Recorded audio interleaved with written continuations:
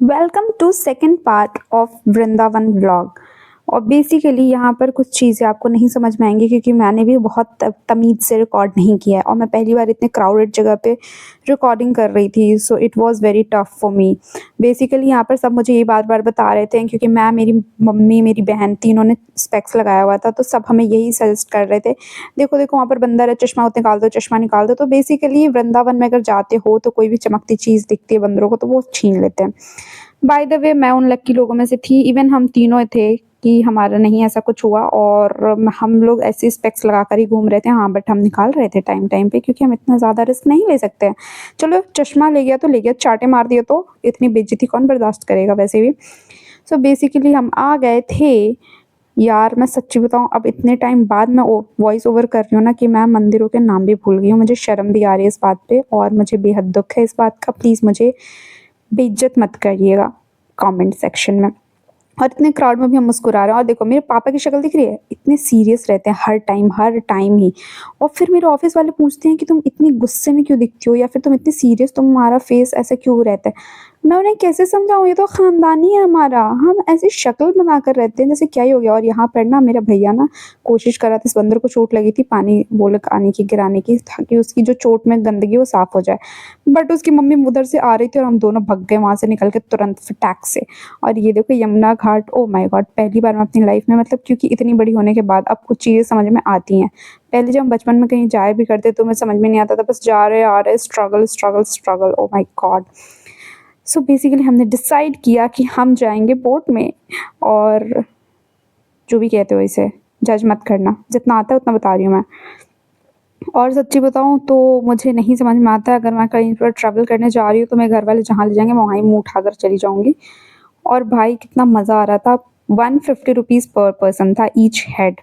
So yes, and मैं सच्ची बताऊँ तो मैं यहाँ पर ज्ञान दे रही थी कि सब एक साइड मत बैठो, अगर हम पलट गए तो। मैं तो एक अलग ही इंटेलिजेंट बंदी हूँ भाई, मेरा अलग ही लेवल चल रहा होता है। बट यार बहुत मज़ा आया। और हाँ, अगर 150 रुपीज़ अगर जो है पर हेड, अगर ये ज़्यादा है तो आप प्लीज़ मुझे कमेंट सेक्शन में बता देना अगर आप गए हो पहले तो। और भाई मुझे बहुत मज़ा आया सच्ची बताऊँ तो, मतलब मैं लाइफ में फ़र्स्ट टाइम ऐसे इतने बड़े बोट में बैठ रही थी, पहली बार। सो आप इमेजिन कर पा रहे होंगे। और मुझे इतना मज़ा आ रहा था, इतना मज़ा आ रहा था, मतलब होता है ना हम बहुत थके हुए थे, परेशान थे। फर्स्ट पार्ट में आपने देखा ही हमारा so called struggle Ananya Pandey वाला। सो बेसिकली इसके बाद मतलब ये राइड जो थी ना बोट वाली, मैं सब कुछ भूल गई। मुझे लगा कि भाई स्ट्रेस क्या होता है, मैं परेशान तो थी नहीं, पूरा दिन तो एंजॉय किया है। मतलब जितनी भी थकावट थी सब कुछ उतर गया और मुझे ऐसा लग रहा था कि बस यहाँ पर ही बैठे रहें। बाय द वे यहाँ पर सब फ़ोटो शूट चल रहा था, सब अपना बारी-बारी से फ़ोटो शूट करा रहे थे और ये जगह मेरी बहन ने ढूँढा था। ये सारे तिगड़म वाले काम वही पता नहीं क्यों करती है, क्योंकि बाकी लोग अपनी रिस्पॉन्सिबिलिटीज़ में बिज़ी होते हैं। नहीं, मैं ये नहीं कह रही हूँ कि वो रिस्पॉन्सिबल नहीं है, शी इज़ वेरी रिस्पॉन्सिबल। अच्छा, एक और बात बताऊँ, मेरे भैया और मेरे पापा के बीच बहस ना हो कहीं जाने के बाद, इट इज़ इम्पॉसिबल। सो और सच्ची बात बताऊँ, उसमें गलती इन दोनों की है भी नहीं। भैया इज़ लाइक मार दूँगा, तोड़ दूँगा, मतलब समझदार है वो इंसान, नहीं समझदार है, लेकिन समझदारी की एक लिमिट तक है। मेरे पापा समझदारी की एक्सटेंट तक चले जाते हैं, मतलब होता है ना समझदारी भी साथ छोड़ देती है, वहाँ तक समझदार हैं वो। बट पता नहीं, अभी देखो जैसे-जैसे मैंने रिकॉर्ड किया वैसे-वैसे चुपचाप से देख लेना, क्योंकि मुझे नहीं पता, मैं पहली बार क्राउडेड जगह पे रिकॉर्डिंग कर रही थी यार, और व्लॉग भी बना रही थी और ये लोग डिस्कस कर रहे थे उसी लड़ाई के बारे में। वो लड़ाई भी नहीं थी, वो बहस थी। सो बेसिकली और हमेशा थर्ड बंदे को लेकर ही हमारे घर में कोई भी कलेश होता है क्योंकि इन सब का अलग-अलग ओपिनियन है। भैया कहते हैं कि मैं मार दूँगा, मुँह तोड़ दूँगा, पापा कहते हैं हर जगह मारते नहीं हैं। जबकि मेरे पिताजी भैया की उम्र में खुद इससे भी ज़्यादा गुस्सैल थे। बहुत ज़्यादा गुस्सा था इनके अंदर और लड़ाई-वड़ाई तो इनके भाई क्या ही इंसान थे ये। बट हाँ, तभी मैं ऐसी हूँ। और ये देखो उमड़ता हुआ प्यार सिर्फ घर के बाहर ही क्यों आता है, घर पे खिलाया करो भैया। और अगर ये व्लॉग देख रहे हो तो खिला देना आपसे। और मेरे पापा के नखरे, उफ़! कहीं भी होटल में जाते हैं ना, रेस्टोरेंट में बैठती वो कहेंगे मुझे डिस्पोजेबल प्लेट में खाना है, मैं इसमें नहीं खाऊँगा, मैं ये नहीं करूँगा, मैं वो नहीं करूँगा। और भैया को देखकर तो उनके नखरे और ही पीक पे होते हैं। सो बेसिकली बहुत टेस्टी खाना था, हमने खाया, पिया और फिर हम निकल गए अपनी कार के पास। और बहुत अच्छा दिन था यार, सच्ची बताऊँ तो। मैं वॉइस ओवर इसलिए कर रही हूँ क्योंकि इसमें बहुत जगह ऐसा भी है जहाँ पे हमने इंटरेस्टिंग पॉइंट्स बोले हैं, बट यार मेरे अंदर इतनी एनर्जी नहीं है और इस आलसपने के चक्कर में मैं व्लॉग अपलोड ना करूँ, that will be very wrong.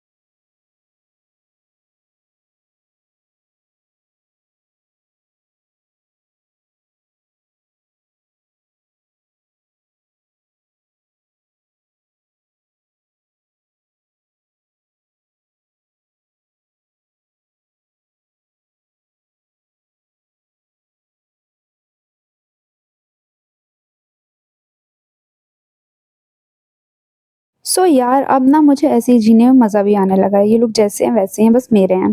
बात ख़त्म यहाँ पे। और देखो अभी और।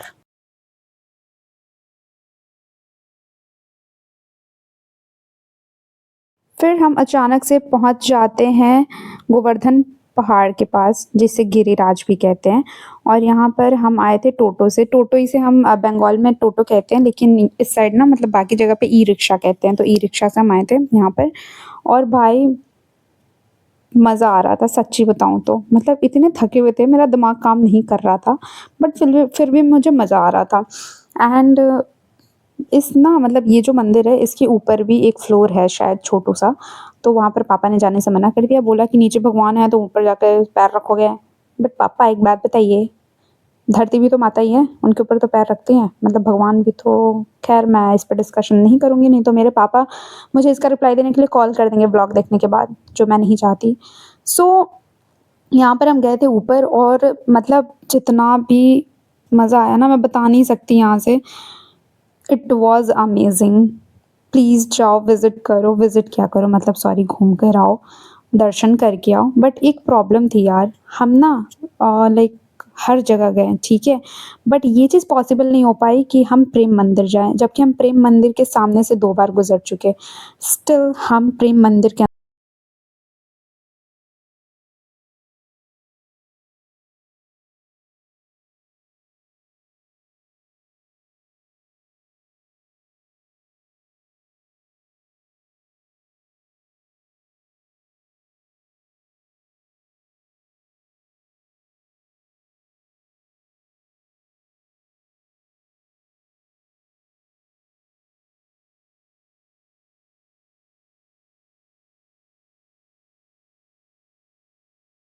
गिरिराज उर्फ गोवर्धन पहाड़ से आने के बाद हम निकल चुके थे बरसाने के लिए और बरसाने में हम कार पार्क करके अभी जा ही रहे थे आगे और भाई बहुत चलना पड़ा था।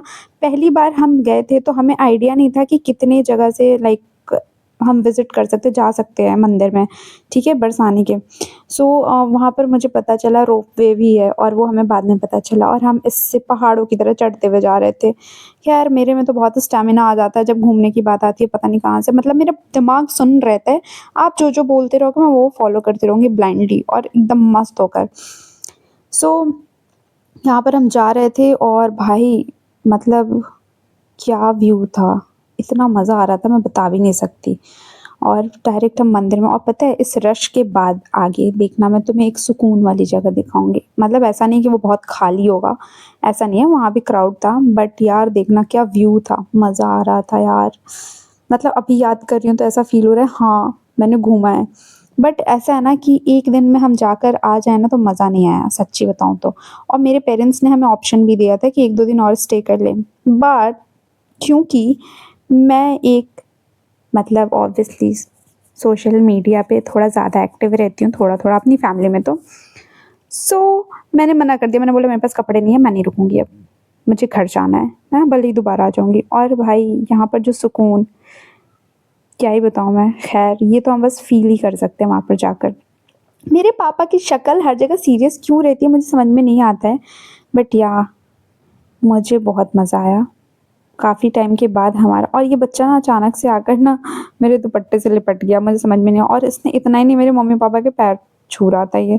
पता नहीं क्या बच्चा था, बहुत ही क्यूट सा था, लेकिन देख रहे हो कितना क्यूट है ये।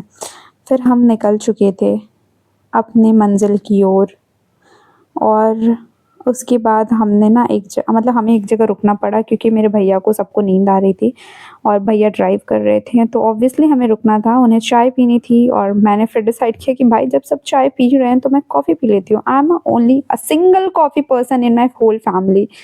सो यार स्पेशल तो हूँ मैं। और ये देखो मेरे कैमरे में पता नहीं क्या-क्या लगता रहता है।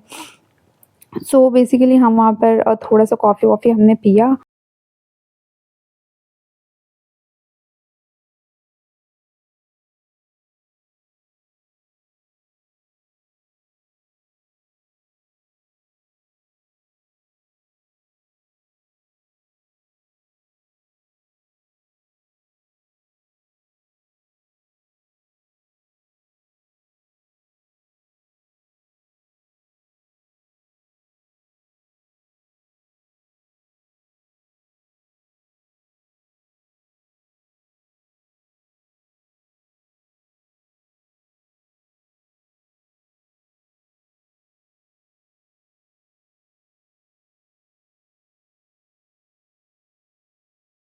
Thank you so much for watching this vlog. Bye bye. Please बताना कैसा